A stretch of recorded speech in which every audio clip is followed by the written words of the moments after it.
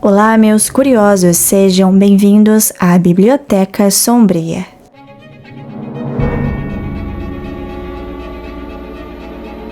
No vídeo de hoje, vou te contar 3 relatos sombrios sobre OVNIs no Brasil.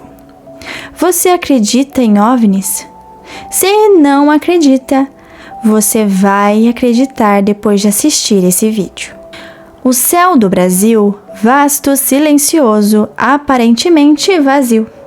Mas nem sempre foi assim.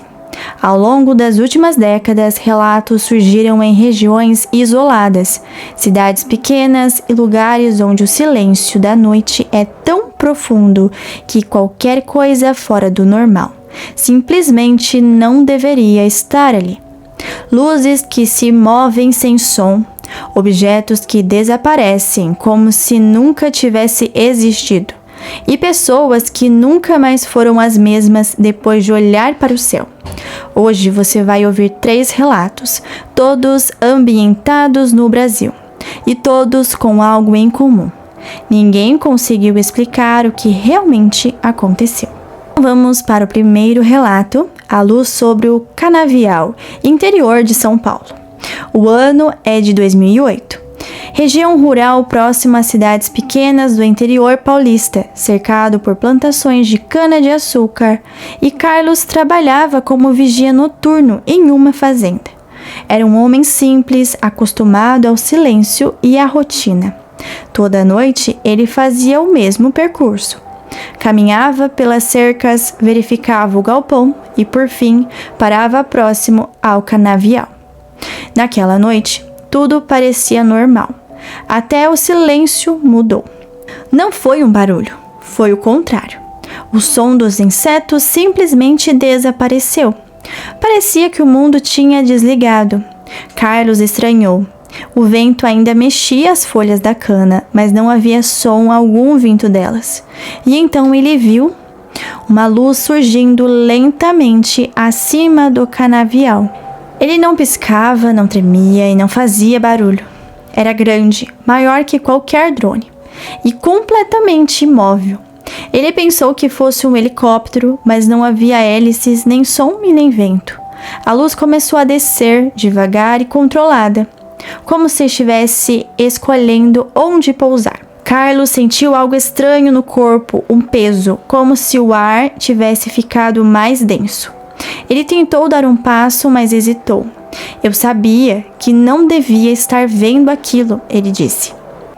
A luz então mudou de cor, de branca para um tom levemente azulado, e nesse momento algo se moveu dentro dela.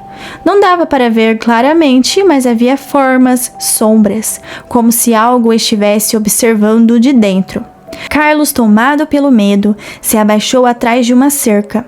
Quando olhou novamente, a luz estava mais próxima do chão. E então aconteceu algo que ele nunca conseguiu explicar.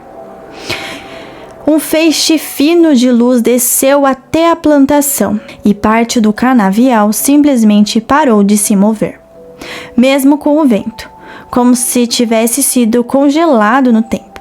Carlos fechou os olhos e, quando abriu, a luz estava subindo novamente, rápido demais, e em segundos desapareceu no céu.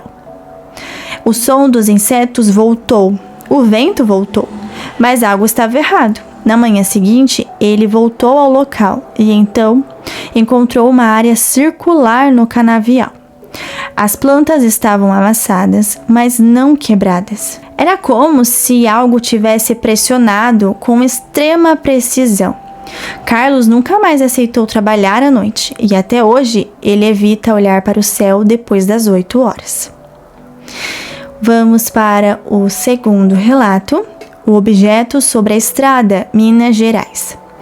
Ano de 2016. Estrada rural entre pequenas cidades no sul de Minas Gerais. Juliana e o marido voltavam de uma visita familiar. Era quase meia-noite. A estrada era deserta, cercada por mato e morro, sem iluminação, sem movimento, apenas os faróis do carro, cortando aquela escuridão. Até que o carro começou a falhar. Primeiro o rádio desligou e depois o painel piscou. e o motor morreu. O carro parou no meio da estrada. Na hora eu pensei que era a bateria, mas não fazia sentido. O celular dela também estava sem sinal e então veio a luz, não de cima, mas à frente do carro. Uma luz forte, branca, que parecia se materializar no meio da estrada. Juliana descreveu como algo sólido. Não era só luz, era um objeto, era grande e silencioso, com formato oval, flutuando a poucos metros do chão.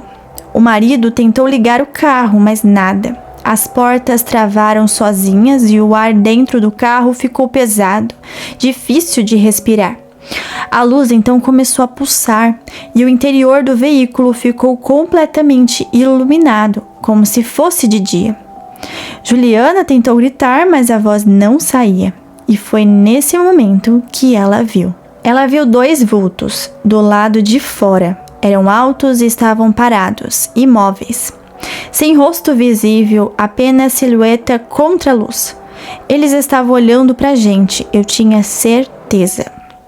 O tempo pareceu parar. Ela não sabe quanto tempo ficou ali, mas podia ter sido segundos, ou minutos, ou mais. E de repente tudo acabou. A luz sumiu, o carro voltou, o motor ligou sozinho e o rádio voltou com um chiado alto. Eles não disseram uma palavra, dirigiram direto para casa e no dia seguinte Juliana percebeu algo estranho. O relógio do carro estava atrasado, exatamente 47 minutos. Tempo que ela não conseguia lembrar e nem explicar. Ela nunca mais passou por aquela estrada à noite. Vamos para o terceiro relato, a noite em que o céu desceu. Região amazônica, ano de 1997. A comunidade ribeirinha isolada no interior do Pará. Os moradores estavam acostumados com o escuro da floresta, mas naquela noite o escuro não era natural. O céu parecia mais baixo e mais pesado, mais próximo da terra. Tudo começou com uma luz distante sobre o rio. Era pequena, quase imperceptível, mas ela crescia e se aproximava, sem som, sem pressa, até que ficou claro. Não era uma estrela, nem avião, nem qualquer coisa conhecida. Era um objeto. Era enorme, muito maior do que qualquer coisa que já tinham visto, pairando sobre a água. A luz que ele emitia não iluminava como uma lâmpada, ela parecia atravessar as coisas. Alguns moradores relataram que conseguiam ver o interior de suas próprias mãos, e quando a luz tocava a pele, o medo se espalhava.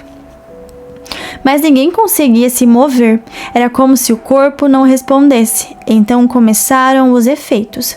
Os animais entraram em pânico, cachorros uivavam, a água do rio começou a vibrar sozinha, como se algo estivesse pulsando no ar. E então feixes de luz desceram, direto nas margens.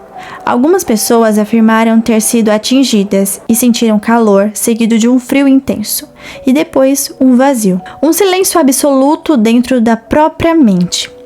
Eu não ouvia nem meus pensamentos. O objeto ficou ali por longos minutos, talvez mais. Ninguém conseguiu medir o tempo, e então ele subiu, devagar, até desaparecer completamente. No dia seguinte, alguns moradores apresentaram marcas na pele, como queimaduras leves, outros febre e um cansaço profundo que durou dias. Mas o mais estranho foi que o comportamento das pessoas, muitos, se recusavam a falar sobre o que aconteceu. Como se lembrar fosse perigoso, como se algo ainda estivesse observando eles. O Brasil guarda histórias que raramente chegam aos grandes centros, relatos que vivem apenas na memória de quem viu e nunca esqueceu. Luzes no céu, objetos impossíveis e presenças silenciosas. É uma pergunta que permanece. Estamos realmente sozinhos ou apenas ainda não entendemos quem mais está aqui? E para você, você acredita que estamos sozinhos ou que existem sim OVNIs? Deixe aqui nos comentários a sua opinião e qual desses 3 relatos mais te assustou. E se você tem alguma história que queira que eu conte aqui na Biblioteca Sombria sobre OVNIs, eu vou deixar na descrição desse vídeo o meu e-mail e meu Instagram para você me mandar. Se você gosta e quer ver mais conteúdos como esse, já deixa seu like, compartilhe com seus amigos. Se ainda não é inscrito, já se inscreva e ative o sininho. Esses foram os relatos de hoje. Te espero para mais um vídeo de nossa Biblioteca Sombria.